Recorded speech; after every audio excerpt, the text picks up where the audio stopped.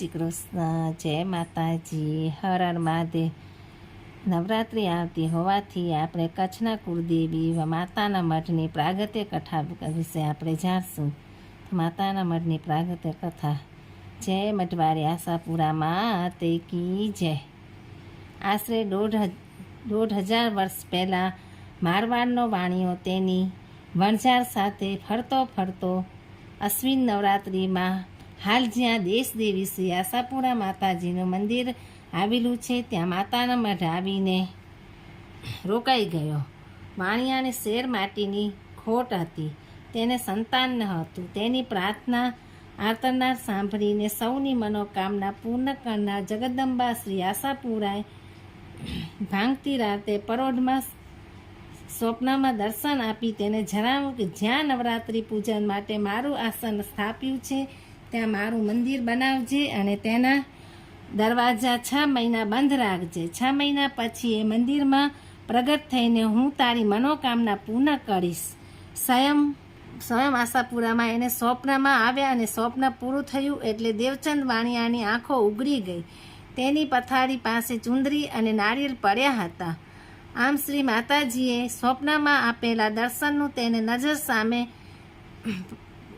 સામે પ્રમાણ મળતા તે ગદગદિત થઈ ગયો। નારિયેળ ચુંદરીને આંખે લગાડ્યા, તેણે એ સ્થળે મંદિર બનાવ્યું। શ્રી માતાજીએ 6 મહિના પછી મંદિરના દરવાજા ખોલવા જણાવ્યું હોવાથી દેવચંદ વાણિયો ત્યાં જ 6 મહિના માટે વણઝાર સાથે રોકાઈ ગયો। આમ કરતાં 5 મહિના પૂરા થઈ ગયા। એક દિવસની વાત છે, સાંજનો સમય હતો। બંધ દરવાજામાંથી દેવી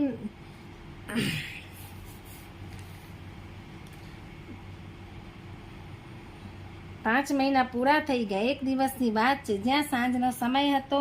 બંધ દરવાજામાંથી દેવી ગાન નુપુરના ઝંકાર સાથે સંભળાયો। માતાજીએ આપેલા 6 મહિનાના સમયગાળામાં તો હજુ તો 1 મહિનાની વાર હતી, પણ દેવચંદથી રહેવાયું નહીં। દેવી ગાન અને નુપુરના ઝણકારનો અવાજ મંદિરની અંદરથી આવી રહેલો સાંભળતા તેની ઉત્કંઠા વધી ગઈ। તેણે મંદિરના બંધ દરવાજા ખોલી નાખ્યા। જેવા દરવાજા ખોલ્યા કે તરત જ દેવી ગાન અને નુપુરના ઝણકાર સંભળાતા બંધ થઈ ગયા। ધડકતા દિલે નજર ઊંચી કરીને દેવચંદે મંદિરની અંદર જોયું તો મા શ્રી આશાપુરાના ભવ્ય દર્શન થયા। ગદગદ થયેલા દેવચંદ મારીની સ્તુતિ કરવા લાગ્યો। પછી તેને પોતાની ભૂલ યાદ આવી। તેને મંદિરના દરવાજા 1 મહિના પહેલાં જ ખોલી નાખ્યા હતા। શ્રી માતાજી તેના સાચા ભક્તની ગમે તેવી ભૂલ દિલથી ક્ષમા કરે છે, તેવું જ થયું। શ્રી માતાજીએ દેવચંદને ક્ષમા આપીને જણાવ્યું કે તારી ઉતાવળને કારણે મારા આ સ્વરૂપનું પ્રાગટ્ય અધૂરું રહી ગયું છે। મારા ચરણમાં મૂર્તિમાં પ્રગટવાના બાકી રહી ગયા છે। દેવચંદના અપરાધ છતાં પણ મોટા દિલની માવડી શ્રી આશાપુરામાં પોતાના દરેક ભક્તના સંતાનને છોકરાની જેમ જ વાલા હોવાથી દેવચંદને મારીને વરદાન માંગવા જણાવ્યું। દેવચંદ છે તે વરદાન માંગતા કહ્યું, દેવચંદ મારીને જણાવ્યું કે હું તો ભૂખ્યાને ભોજન, તરસ્યાને પાણી, આંધળાને આંખો, અપંગને પગ, વાંઝિયાને સંતાન, નિર્ધનને ધન, દુઃખી ત્રસ્તને માનસિક શાંતિ આપનારી છો।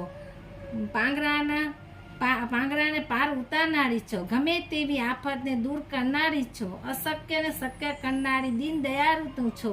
જેનો કોઈ આરો ઓવારો નથી હોતો તેનો બેડો પાર કરનારી છો મારી। પણ હે મારી, તારી દયાથી મારી પાસે બધું જ છે, પણ મારે ત્યાં વારસ નથી। શેર માટીની ખોટ છે, માટે હે મા શ્રી આશાપુરા, તમે પ્રસન્ન થયા હો તો મને સુપુત્ર પ્રાપ્ત થાય એવા આશીષ આપો। તથાસ્તુ કહીને શ્રી આશાપુરા માતાજી અંતર્ધ્યાન થઈ ગયા। થોડા મહિના પછી મારીની દયાથી દેવચંદને પુત્ર પ્રાપ્ત થયો। જ્યાં મારી જગદંબા શ્રી આશાપુરાની કૃપા થઈ એ પવિત્ર સ્થળે હંમેશા માટે વસવાનો દેવચંદ સાહેબ નિર્ણય કર્યો હતો। દેવચંદ વાણિયાના વંશજો આજે પણ કચ્છમાં વસે છે। માહેશ્વરી વાણિયા તરીકે ઓળખાય છે। ઈસુની 14મી સદીના સિંધના રાજા ઉનરે ધુમલી નામના પ્રદેશ પર ચરાઈ કરી, તેમાં નિષ્ફળ ગયો. ત્યાર પછી તેના પુત્ર જેમ બાંભણિયાએ ત્યાં ચરાઈ કરી, તેનો વિજય થયો. ત્યાંથી પાછા આવતા કચ્છ થઈને સિંધ જતો હતો. ત્યારે માતાના મઢમાં રાતવાસો કર્યો હતો. રાત્રે હિંગરાજ માતાજીએ સ્વપ્નમાં દર્શન આપતા તેને હિંગરાજ માતાજીનું મંદિર અહીં બનાવ્યું હતું. ઘણા વર્ષો પુરાણના સ્કંદ પુરાણમાં બ્રાહ્મણોએ આશાપુરાજીની સ્થાપના કરી હતી તેવું નીચે મુજબ જણાવ્યું છે.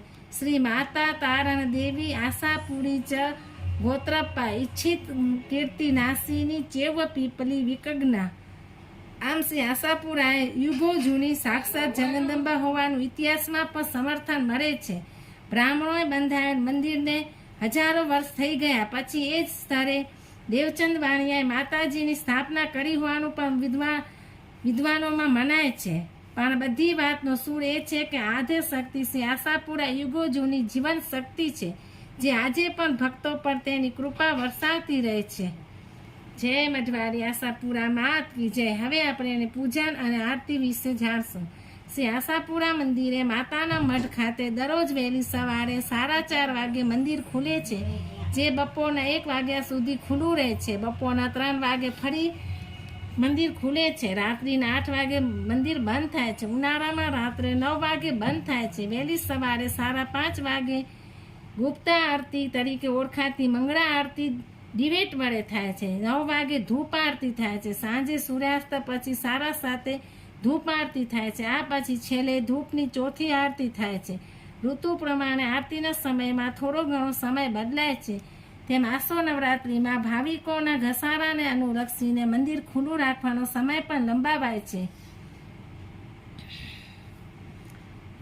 પ્રાકૃતિક સ્થળ ચારે બાજુ ટેકરીઓ અને જંગલોથી ઘેરાયેલી ખીણમાં કચ્છ જિલ્લાના મુખ્ય શહેર ભુજથી લગભગ 95 કિલોમીટરના અંતરે માતાના મઢ ગામમાં ઐતિહાસિક મંદિર આવેલું છે.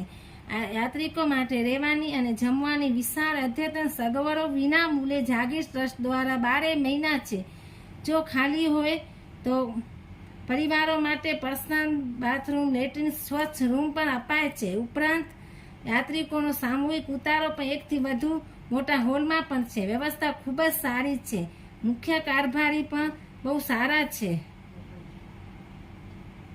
માતાના મઢમાં રોકડ દાન કે દાગીના વસ્તુની ભેટ આપતા સમયે રસીદ લેવી પણ આપવામાં આવે છે. નવરાત્રિની ભવ્ય ઉજવણી. ચૈત્રી અને આસો નવરાત્રિની ભવ્ય ઉજવણી થાય છે.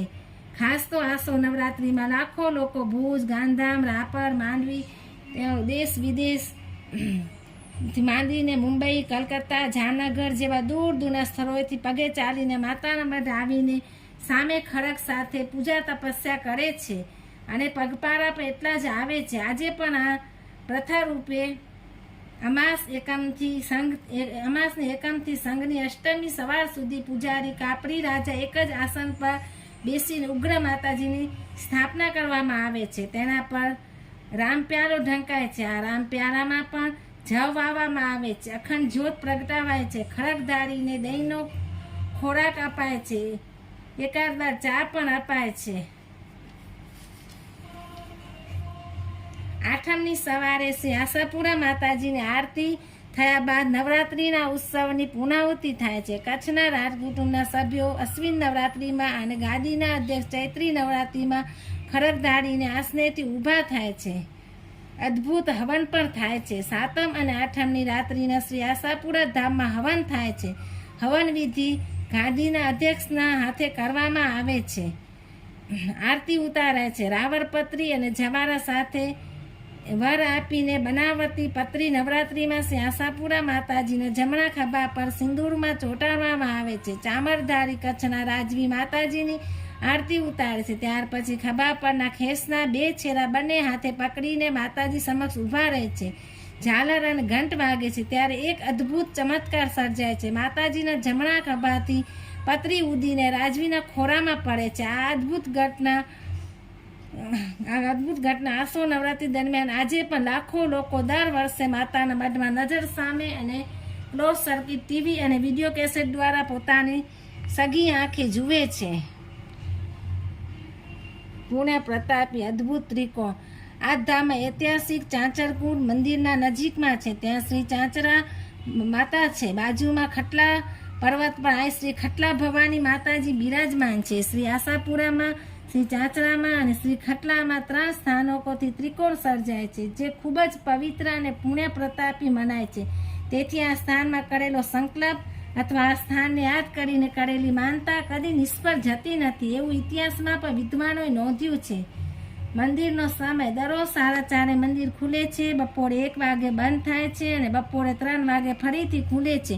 રાત્રિના બંધ થવાનો સમય બદલાતો રહે છે. જાન્યુઆરી ફેબ્રુઆરીમાં રાત્રે 8 વાગે, માર્ચથી ઓક્ટોબર રાત્રે 9 વાગે અને નવેમ્બર ડિસેમ્બરમાં રાત્રે 8:30 મંદિર બંધ થાય છે. આસો નવરાત્રિમાં બપોરે મંદિર ફક્ત 2:30 થી 3 વાગ્યા સુધી જ બંધ રહે છે. જમવાનો સમય પણ બપોરથી 11:30 થી 12:30 અને સાંજના 8 થી 9 છે. ભુજથી સવારે 5:30 થી નાના સરોવર બાજુ જતી એસટી કે ખાનગી બસો દરેક કલાકે માતાના મઠ જવા માટે મળી રહે છે. નવરાત્રિમાં તો ત્યાં બહુ જ હોય છે ઘસારો અને ઘણા વાહનો ત્યાં મળી જાય છે. જય મઢવારી આશાપુરામાં તે કી જય. જય શ્રી કૃષ્ણ, જય માતાજી, હર હર મહાદેવ. તમને એવી જ કથા, વાર્તાઓ, ધાર્મિક કાંઈ પણ સાંભળવું હોય તો મારી ચેનલને લાઈક કરો, શેર કરો, સબસ્ક્રાઈબ કરો અને આગળ નવી કંઈ કથાઓ કે સાંભળવી હોય તો કમેન્ટ કરો. હર હર મહાદેવ.